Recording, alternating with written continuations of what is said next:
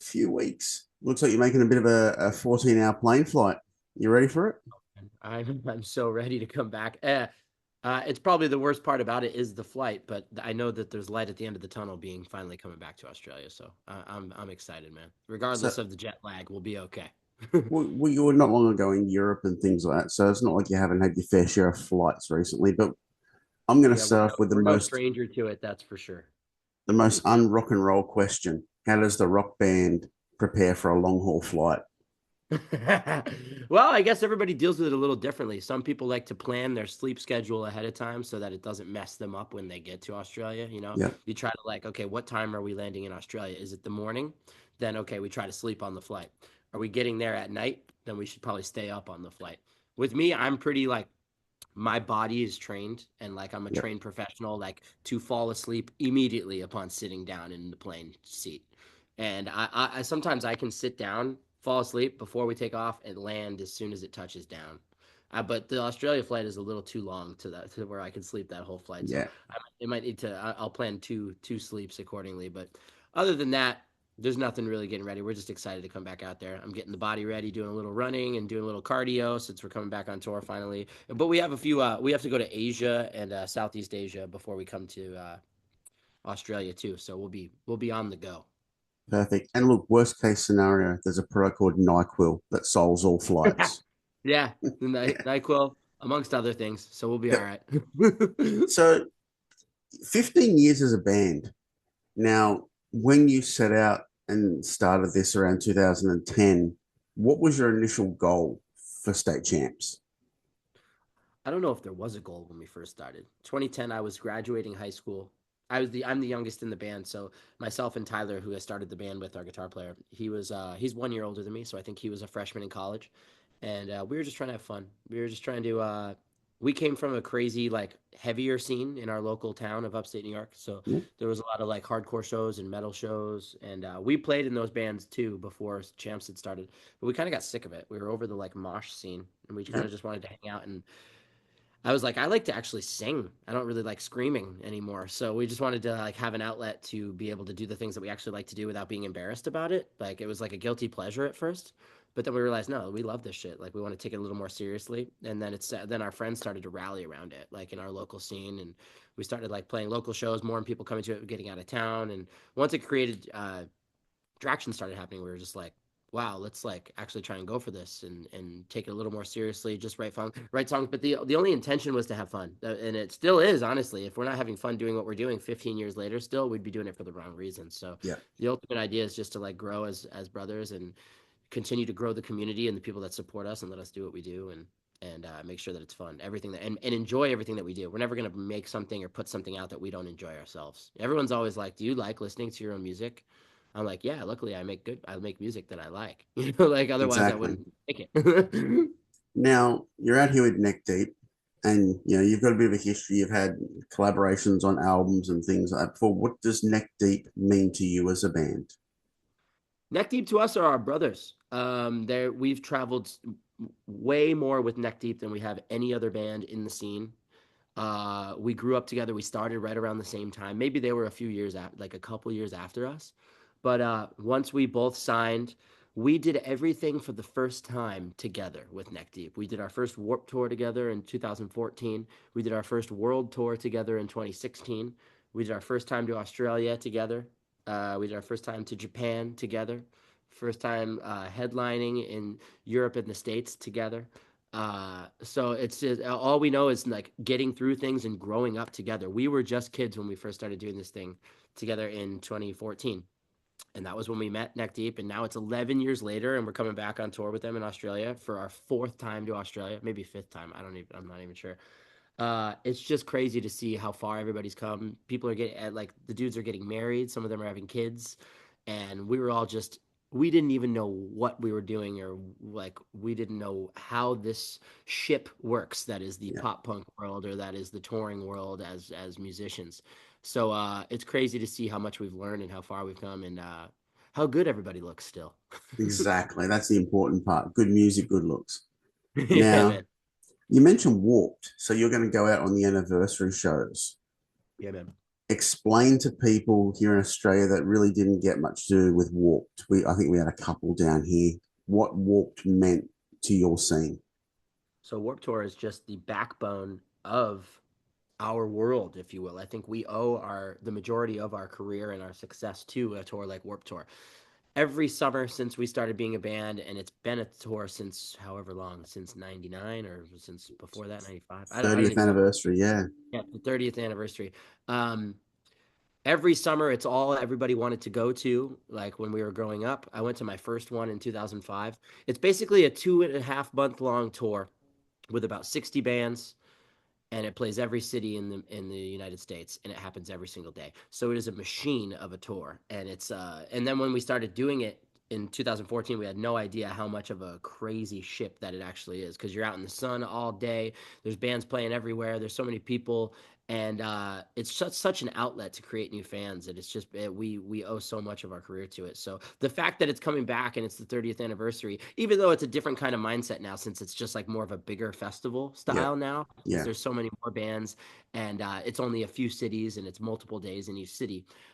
Just the fact that there's some sort of trace of Warped Tour still around, and that they're being able to celebrate what it's done for so many bands like Statechamps is really, really special. I'm so glad we get to be a part of it. So we're going to do all dates. We're doing Washington, D.C., Orlando, and Long Beach, California.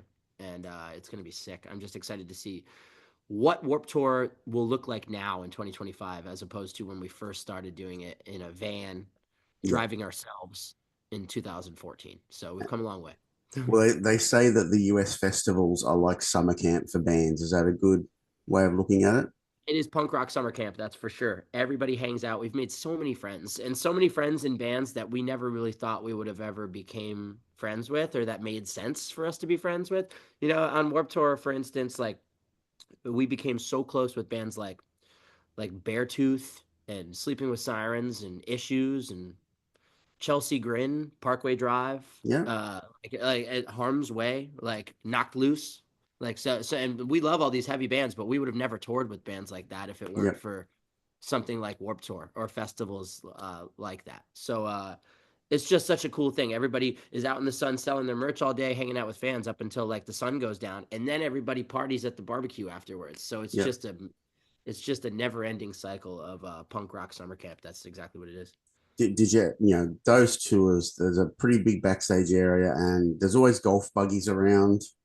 Yeah. Any golf buggy related incidents in the state You champ? know, when we one of the years that we did it, we got a sponsor from this brand Coleman that makes these like little dirt bikes. Yeah. And that was the worst thing they could have ever given us. That was a mistake by them. And I'm so sorry, Coleman. We trashed those things. We didn't know what the heck we were doing. We were smashing them into gates and hitting them into other bands' buses. Somebody might have sued us. I don't know. It was a bad time. And then at one point it got a little dangerous. Like we were trying to weave through the fans, and somebody almost got hurt. Nobody ended up getting hurt, but I think those bikes had to be taken from us. Luckily, we never had golf buggies or golf carts, because that would have been even worse for us. So the little pit dirt bikes were as far as we went, and we couldn't even handle ourselves with those. So we set our limits. Perfect. Now, last year you actually released your self-titled album. Now, was there a reason that you went with the self-titled album, or just felt that this was a lot of bands do that as their first album? Was there a particular reason that this was the time to release a self-titled album, or we just couldn't figure out what to call the damn album? Yeah, it wasn't a we couldn't figure it out. We had ideas, honestly. We went through the cycle of what about this idea? What about this idea? Nothing really struck us as well as we could, but then in the back of our minds, while we were making this album, we were so proud of it. We were just like, there's a little bit of hints of every era of State Champs in this self-titled album. And it was before we decided on self-titled. And you're right, most bands probably do go with self-titled for their first album, second album, third album. Yep. We made it to five. So with our fifth album being self-titled, I was like, at least we held out as long as we could. But the real reason is that it's a little bit of a dynamic between all of our albums combined that make this one. And if anyone wants to ask or be introduced to what does State Champs sound like, what embodies State Champs as a whole, I would give them this album, which is the self-titled. So that makes sense why we ended up calling it self-titled. We branded the trophy as the aesthetic visual brand of it, and Yep. we always thought that was kind of like a low-hanging fruit as State Champs. It's like, Yep. oh, trophy, it's your logo, right? Well, we didn't do that for so long because we thought that was too easy. But being self-titled, we're like, now's the time to do it. And if you look at it, like in the album cover, it's been like it's a printed out picture of a trophy, and it's been Yep. ripped up into pieces and then put back together.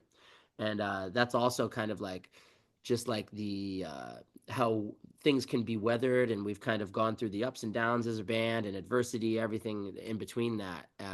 We've kind of grown together, we've drifted apart as bandmates and everything, but we've always been able to put back those pieces and find ways to become brothers again and love what we do and love being in this band. So that's the idea of self-titled and that branding of the visual.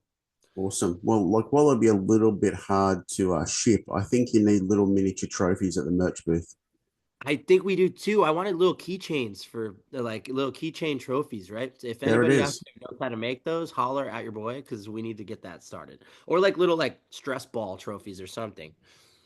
The stress balls, the way you can throw them out during the show. Yeah, that we could just chuck them at people. Yeah. Yeah. I don't You've think I got can chuck actual mini trophies though. no, no, no. Please don't throw trophies at the Let's crowd. not do that. So you also go out on a lot of these cruises now. So cruises have become quite good business for bands. Now, I'm not a cruise dude. I'm not getting on. Not about it. You couldn't do I'm, it. I'm not doing the on the ocean thing. No thanks. You're What? scared of the ocean. I'm actually pretty scared of the ocean No, too. I don't like.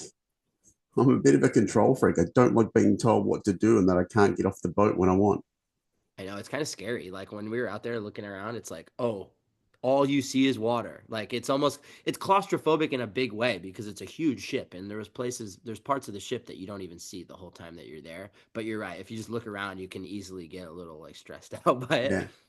Yeah. Are they a great thing for the band to do? Like, obviously, they must be you doing them, but like, what are they like as opposed to, say, a normal run or mini festivals? It's such a unique thing that we never knew existed even or like would be something that we could do. And we learned as we went too. We just did our first one and now we're returning for the second one this Yep. year as well. Next year rather. None of us in the band had ever been on a cruise before, like even attended one. So the Yep. fact that we get to play music on one and get paid to go on one, we were like, yeah, let's try that. But we were kind of scared. We were like, are we going to get seasick?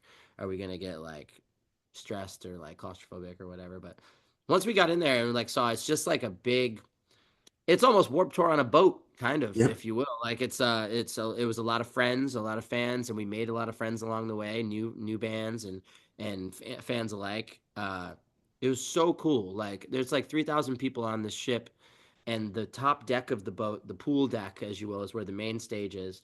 It's 5 days long, and you play 3 days out of the five. One day in the middle, the boat docks at a port in the Bahamas, and you get Yep. off and you spend the day on the beach or you do whatever you want. So that was that day we did play that day at night when we came back out on the pool deck. But then there's also like an indoor venue underneath the boat that's like a theater style thing. And one of the sets that we did down there was State Champs karaoke because they wanted you to do something different, like something unique, and Yep. no band had thought of that. So we were like, "Yeah, let's do karaoke." And I was like, "It'll make my job easier. Anybody else that wants to come up and be me or sing State Champ songs could do that." And it was hilarious. There was a lot of funny That's so people good. that came up on stage.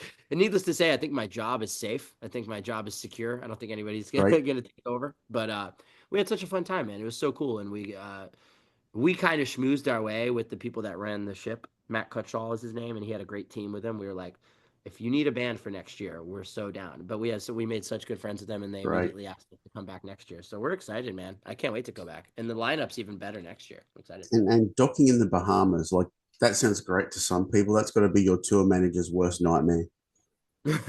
I mean, kind of, because it's like, all right, everybody be back. The boat will leave without you. Yep. We're like, Exactly. please come back. Yep. So but no, we kept track of everybody. Everybody played by the rules for the most part. But it's just a big party, man. It's 24 hours that you can eat, drink, gamble. There's a casino on the boat. There's a bunch of cool. There's like a basketball court, and we played Right. dodgeball, and it was a blast, man. I think it's cool that there's more outlets to events, like in Yep. different dynamic based events like that that can be fun for our people. It was really fun. I want to take you right back. When you were first getting into music, do you remember if it was a particular song, a particular band, or a particular album where you went, I can do that? Hmm. There's a few that come to mind, I think, when I first like got into this style of music specifically. Yep. I think back to the early Victory Records days when I first started liking like Bayside, like Bayside's Sirens and Condolences album, and but then it quickly turned back to like when I found Fall Out Boy and like when I Yeah, found Take Us to Your Grave by Fall Out Boy. And then quickly after that into Paramore Riot. I'm a yep, huge Haley Williams fan, and like I think she's probably my favorite vocalist of all time. So yep. I was like, I want to be the boy version of Haley Williams. That was my what I set out to be, and then I obviously a hybrid of that and Patrick Stump, and I love the Starting Line. The Starting Line's Direction album is probably my favorite album of all time. So that's Okay, another one. Like once those are the influential albums for me as a vocalist and as a songwriter in this space for sure. cool. Now we're going to bring it right forward to this upcoming tour. You've got shows, but you've also got some DJ gigs as well. So let everyone know what they can expect from your upcoming Australian tour. We're just gonna have a blast, man. I think these are two of the heaviest hitters in the scene, Neck Deep and Statechamps. So, like, if you're gonna be missing out, if you like any sort of pop punk or this style of music, you have to get to one of these shows. And we're gonna be partying along the way, doing these DJ sets and club night appearances. So, if you haven't had enough after the show and you want some more, follow us to the club night, and we'll be there hanging out. And you can get it. You can have as much as you want. So, we're going to be singing along. Prepare yourself, stretch it out, watch for falling body parts, and get your mosh on if you want. If not, hit the balcony and watch it all happen. It's going to be a blast. So there's going to be one to remember for sure. Awesome, man. I'll let you go. You've got a bunch of press to do today, but anyone who's got stress ball manufacturing capabilities, Yeah, please. I know that's very keychain niche market, manufacturing but somebody's got to be capabilities, out there. go to the guy that owns his own merch company and help him out with a stress ball or a keychain idea. He's down. Yes, please. Thanks, Derek. We'll see you soon, man. All right, Andrew. Thank you again, man. Thank you. Bye.